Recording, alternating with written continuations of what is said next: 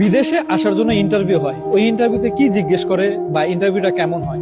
দেখেন ভাই, ইন্টারভিউতে আপনাকে যদি কোনো কাজের ব্যাপারে ইন্টারভিউ নিয়ে আসে, অর্থাৎ আপনাকে কোনো কাজের জন্য ইন্টারভিউ নিতেছে, তাহলে আপনার যদি ইলেকট্রনিক্সের ইন্টারভিউ নেয়, সেখানে সার্কিট বোর্ড টোট আবিজাবি থাকবে, সেটার উপরে আপনি ইন্টারভিউ নেবেন।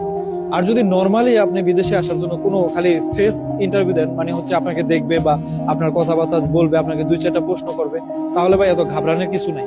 সেখানে আহামরি আপনাকে ভূগোল বোঝানো হবে না, আহামরি ম্যাথ বোঝানো হবে না। সেখানে সামথিং আপনার নাম জিজ্ঞেস করা হবে বা আপনার বাসা কোথায় এটা জিজ্ঞেস করা হবে, পাসপোর্টের নামের সাথে দেখবে যে আপনি আসলে কথা বলতে পারতেছেন কিনা, আপনার অ্যাবিলিটিটা দেখবে তারা, মানে আপনার প্রেজেন্টেশন।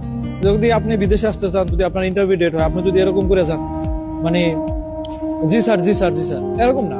আপনার থাকবে আপনার কনফিডেন্স, আমি বিদেশে যেতেছি আমার নিজের টাকায়, কনফিডেন্স থাকবে। আপনাকে জিজ্ঞেস করবে, ফাটাফাট উত্তর দিয়ে দিবেন।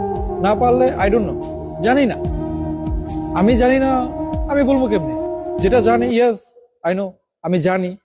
একবারে টান টান সিনা টান টান রাখবেন যে হ্যাঁ আমার কিছুই হয় নাই, না এরকম স্যার কিছু মাইন্ড করবে বা স্যার এরকম থাকবেন না। আপনি থাকবেন পারফেক্ট বিদেশে আসার জন্য, বুক টান টান থাকবে, সিনা টান টান থাকবে, আপনাকে দেখেই মনে হচ্ছে যে আপনি পারফেক্ট, এরকম। ঠিক আছে, ইন্টারভিউ অত বেশি হার্ড কিছু না, দুই চারটা কোশ্চেন করবো, ওগুলো আপনারা পারবেন। নাম ঠিকানা জিজ্ঞেস করবে, বাবা মার নাম জিজ্ঞেস করতে পারে, বা ইংলিশ বুঝেন কিনা সামথিং এটা বলতে পারে, হিন্দি তো দু একটা কথা কইতে পারে, না বুঝলে আই ডোন্ট নো স্যার, শেষ। ইন্টারভিউ নিয়ে তো ঘাবড়ানোর কিছু নাই, সমস্ত তথ্য আসবে ইনশাল্লাহ। প্রবাসে যেহেতু আইসি, ঠিক আছে, প্রবাসে আসা থেকে শুরু করে এখানে ভিসা কাজ সম্পর্কে সমস্ত আপডেট আপনাদেরকে আমি দিতে থাকবো। শুধু আমাকে ফলো দিয়ে সাপোর্ট দিন ইনশাল্লাহ।